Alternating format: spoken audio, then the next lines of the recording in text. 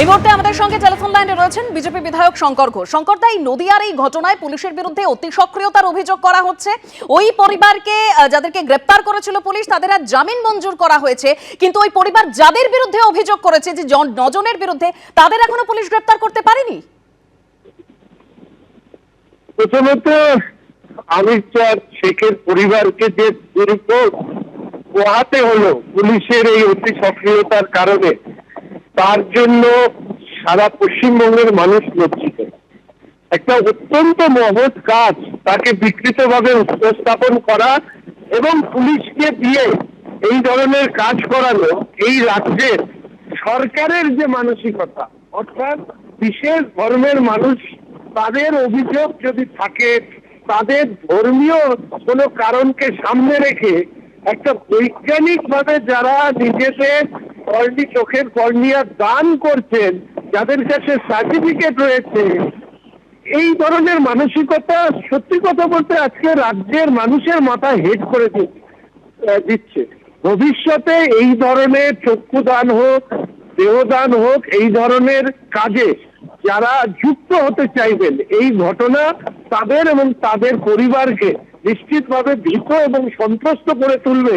ভবিষ্যতে বিজ্ঞান চর্চার ক্ষেত্রেও এটা একটা বড় প্রতিবন্ধকতা তৈরি করতে পারে। ধন্যবাদ শঙ্কর দা।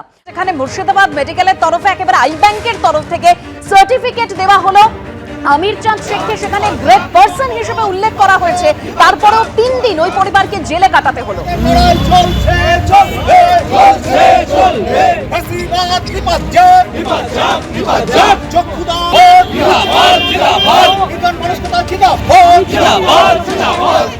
মৃতার ছেলে কি বলেছিলেন শোনাবো। 5-7 জন লোকজন, তারা কার একটা হচ্ছে কিচ্ছু না, ভালো কাজ করেছে একটা। এটা হচ্ছে হিংসা প্রতিপরায়ণের কথা বলা হয়।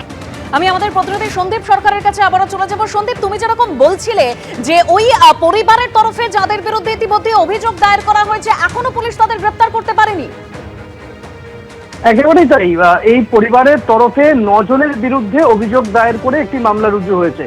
সেই অভিযোগের ভিত্তিতে এই পরিবারের দাবি এখনো পুলিশ কাউকে গ্রেফতার করেনি এবং তাদের এটাও দাবি যে যাদের বিরুদ্ধে তারা অভিযোগ করেছিলেন তাদের তরফ থেকে তারা হুমকি পাচ্ছেন, এই পরিবারকে হুমকি দেওয়া হচ্ছে, এমন অভিযোগও কিন্তু করছেন আমির চাঁদ শেখের পরিবারের সদস্যরা।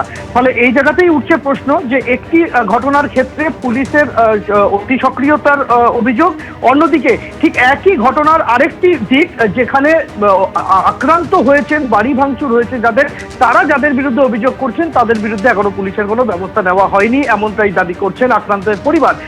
তবে এই ঘটনার সামনে আসার পর যেভাবে নানান গণসংগঠন থেকে শুরু করে অঙ্গদানের প্রচারকারী যারা যে সমস্ত সংস্থা রয়েছে, যারা উৎসাহিত করেন মানুষজনকে দেহদান, অঙ্গদান, মরণোত্তর এই অঙ্গদানের ক্ষেত্রে, সেই মহলের তরফ থেকে যে ব্যাপক প্রতিবাদ আমরা দেখেছি গত 2-3 দিন ধরে, সেই প্রতিবাদ কিন্তু এখনো জারি রয়েছে।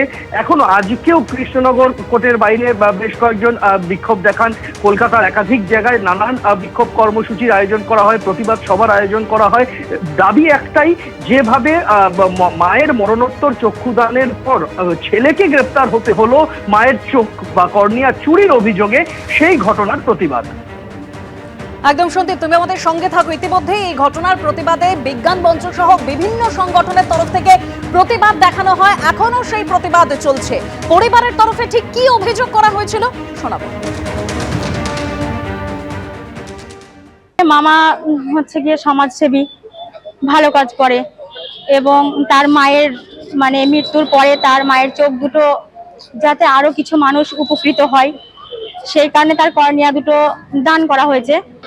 কিন্তু এটা গ্রামের লোকের কিছু পুরনো শত্রুতা আছে, মামাদের প্রতি হিংসা আছে, সেই হিংসা বিদ্বেষের এটা সুযোগ নিয়ে ওরা এটা মিথ্যা কথা বলছে।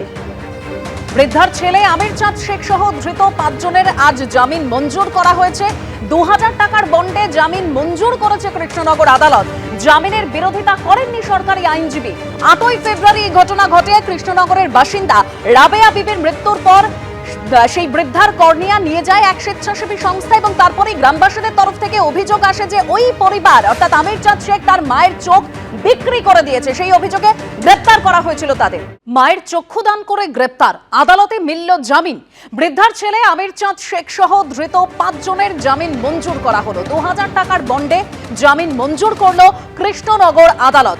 8ই ফেব্রুয়ারি কৃষ্ণনগরের বাসিন্দা রাবিয়া বিবির মৃত্যু হয়। মৃত্যুর পরে বৃদ্ধার কর্নিয়া নিয়ে যায় এক স্বেচ্ছাসেবী সংস্থা। চক্ষুদানের কোনো নথি দেখাতে পারেনি মৃতের পরিবার, এরকমই অভিযোগ করে গ্রামবাসীরা। তারপরই গ্রেপ্তার করা হয় ওই পরিবারের 5 জনকে। কি তথ্য রয়েছে আমরা আরো বিস্তারিত জানবো আমাদের প্রতিনিধি সন্দীপ সরকারের কাছ থেকে।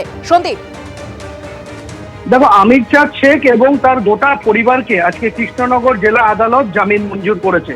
তাদেরকে গ্রেপ্তার করা হয়েছিল, পুলিশ গ্রেপ্তার করেছিল তাদের বিরুদ্ধে অভিযোগ আনেন গ্রামবাসীদের একটা অংশ। আমির চাঁদ শেখ তার মায়ের মরণোত্তর চক্ষুদানের পর যখন দেহ সংস্কারের জন্য নিয়ে গিয়েছেন কবরস্থানে, সেই সময় গ্রামবাসীদের একাংশ তাদের দ্বারা আক্রান্ত হতে হয় এই পরিবারকে, এবং গ্রামবাসীদের ওই অংশ তারা জানাতে থাকে যে মায়ের চোখ তিনি বিক্রি করে দিয়েছেন।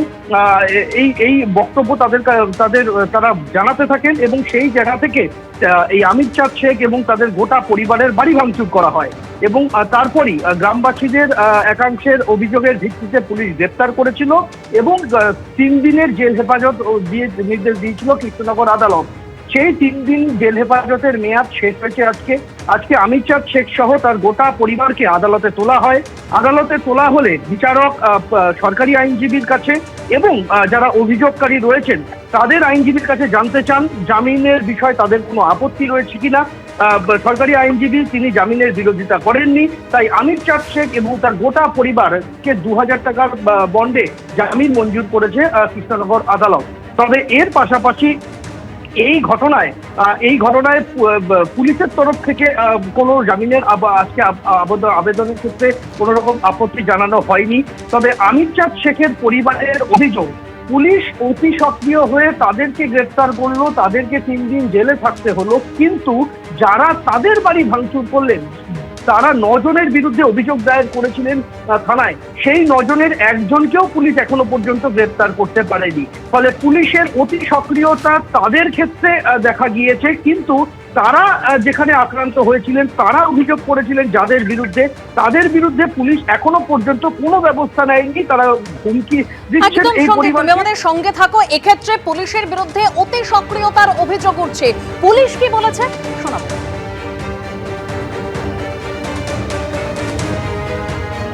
পুলিশের বিরুদ্ধে এক্ষেত্রে অতি সক্রিয়তার অভিযোগ উঠেছে। বিতর্কের মধ্যেই সামনে আসে মুর্শিদাবাদ হাসপাতালের আই ব্যাংকের ইস্যু করা একটি সার্টিফিকেট। পুলিশের বক্তব্য আপনাদের সামনে তুলে ধরবো, তার আগে আইনজীবী কি বলছেন শোনাবো। পরিবারের 5 জন যারা অ্যারেস্ট হয়েছিলেন 5 জনকে কোর্ট বেল দিয়েছে। ডিফ্যাক্টো কমপ্লেন্টও অ্যাপিয়ার করেছিলেন, তারাও নো অবজেকশন দিয়েছে যে তাদের বেল হলে কোনো আপত্তি নেই। পুলিশও সিডি পাঠিয়েছিলেন, সিডি দেখে সরকারি উকিলবাবু শুনে এবং ডিফ্যাক্টো কমপ্লেন্ট উকিলবাবু আমার শুনে কোর্ট আজকে 5 জন আসামিকেই 2000 টাকা টু সিকিউরিটি রেজিস্টার সিকিউরিটিতে জামিন দিয়েছে। পোস্টমর্টমের রিপোর্ট এত তাড়াতাড়ি আসে না, পোস্টমর্টমের রিপোর্ট আসতে সময় লাগবে। পোস্টমর্টমের ব্যাপারে ম্যাডাম জিজ্ঞেস করেছিলেন, কিন্তু পোস্টমর্টমের রিপোর্ট এখনো আসেনি। এবিপি আনন্দ এগিয়ে থাকে, এগিয়ে রাখে।